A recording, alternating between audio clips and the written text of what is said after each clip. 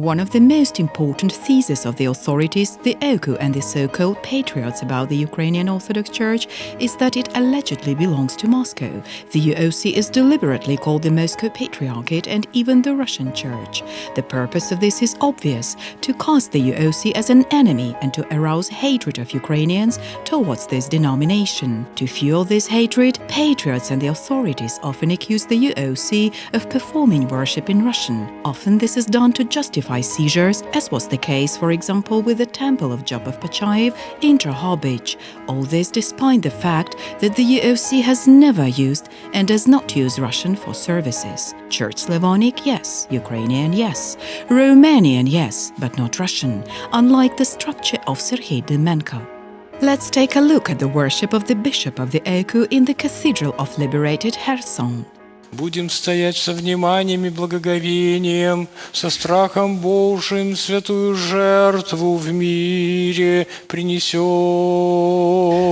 Со всеми небесными существами, и мы, люди, возглашаем и говорим: свят и пресвят Ты, единородный Твой Сын и Дух Твой Святый.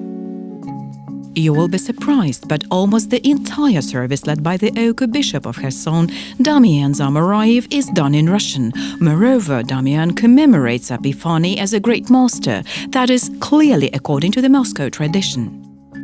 Великого Господина и Отца нашего, Епифания, блаженнейшего митрополита Киевского. How we heard about the security service of Ukraine visiting Damian Zamorayev on such an occasion. Maybe there are angry denunciations from the authorities and the media in the propaganda of the Russian world. Never heard of. Moreover, in the same way they served in Russian here a year ago, 2 years ago, and even earlier. TSN, the fifth channel, and Quarter 25 are silent about this, but at the same time busy inciting hatred against the UOC with might and main. Anyway, if someone wants to serve in the UOC in Russian, let them serve. There is nothing wrong with that. There is something wrong with hypocrisy and lies, with Dymenko, the authorities and the media playing a game of destruction against the believers of the UOC who are simply denied their right to be Ukrainians and belong to the Ukrainian Church.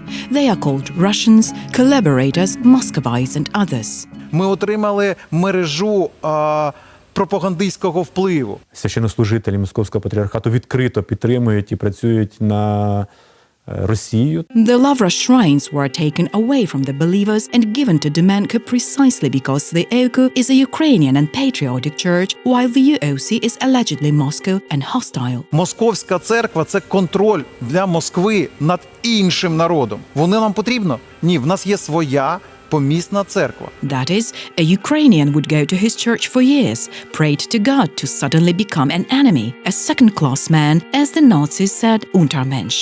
Despite the fact that he has the same Ukrainian passport, he pays taxes to the country and even defends Ukraine at the front. Despite the fact that the UOC, most of all confessions, helps both the army and the IDPs. Only financial assistance to the armed forces of Ukraine is approaching $1 million. How so? On January the 22nd, the Day of Unity was celebrated in Ukraine. The president spoke touching and very correct words about unity.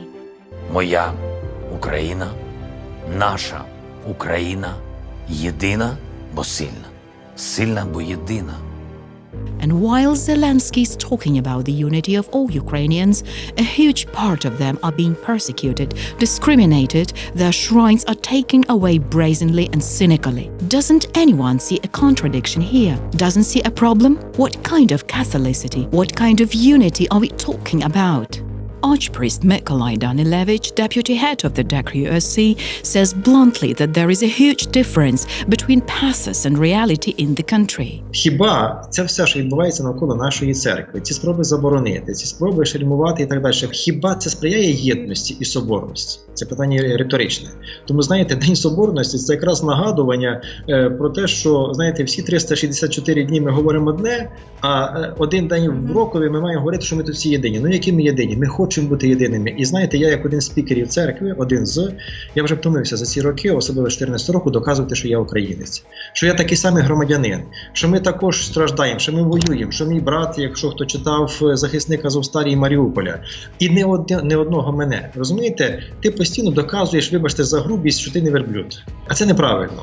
Нас викреслюють, хочуть викреслити я не знаю, взагалі з українського суспільства. Вже доходить до того, що нас асоціюють з росіянами. От верхню лавру забрали, от ще в нижній лаврі також є ще росіяни, пишуть. Розширяються ці вікна Овертона, якщо хто знає, що це таке. Да? Тобто вже звертають, от, що ви вже росіяни. Ну які є росіянин, шановні? Розумієте, я раз, 10, 20, 30 разів сказав, що українець, що ми українська православна церква. Ні, ви москалі, і спеціально це робиться. Чи це сприяє єдності? Безумовно, ні. От сьогодні навіть президент сказав прекрасне звернення. І він сказав, до речі, що також про те, що якщо не досягти справжньої єдності, то незалежність буде втрачена. Якщо не досягти справжньої єдності, незалежність буде втрачена. Тому я зараз говорю не тільки як священник, а говорю як громадянин, який переживає за долю церкви. Мені здається, якщо я це розумію, хіба я такий розумний один? Хіба інші люди цього не розуміють? Of course, everyone understands this. But the agenda in the country now is that it is not trendy to talk about it.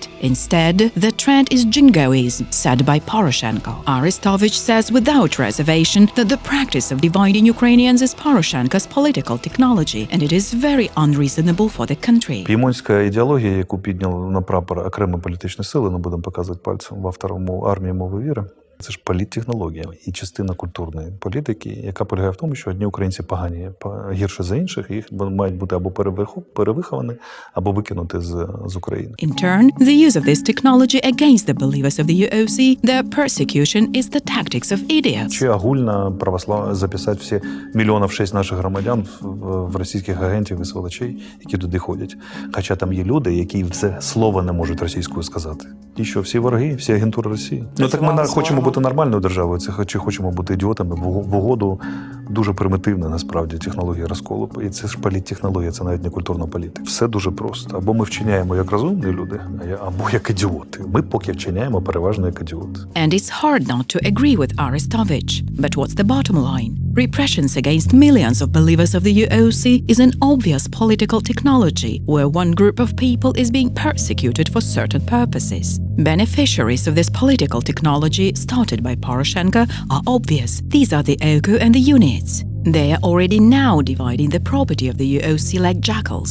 Demanko laid hands on the Kiev-Pechерsk Lavra, and both the OKU and the UGCC are going into combat for the Pochayev Lavra. Зараз ми утвердимося в Києво-Печерській лаврі, а потім, звичайно, що питання постане також і про Почаївську лавру. Ті, які будуть приймати рішення, так, кому дати доступ для можливості молитися, мусять враховувати, що Почаївська лавра має історичне відношення до нашої церкви. Anyway, how will this end for the country? Even if all its temples and shrines are taken away from the UOC, what should be done with people?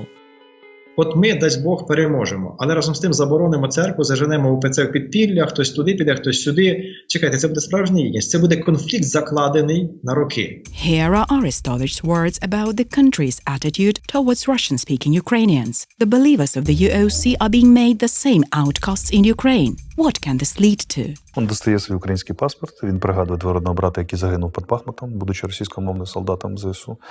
І каже, да пошла нам нахер эта страна з такими подачами. Тому що Україна поводиться як повні мудаки зі своїми собственними громадянами. Оце і все, що є. І якщо ми будемо розумними людьми, ми змінимо цю політику. Якщо не будемо... Everyone realizes that the OKU and the Uniates are now trying to crack down on the competitor and tear apart its property under the guise of war. And the authorities support the attack. But how will this affect Ukrainian society, for which they verbally worry so much? The persecution of millions of Ukrainians under no circumstances can make Ukraine stronger. It will only weaken it. This is what elementary logic says. This is also mentioned in the Gospel. Every kingdom divided against itself will be ruined, and every city or household divided against itself will not stand. The Church of Christ can be outlawed and driven underground, but she cannot be destroyed. She will live in any circumstances, history has shown us. But what will happen to a country that exterminates the Church and breaks millions of its citizens over a knee is a big question.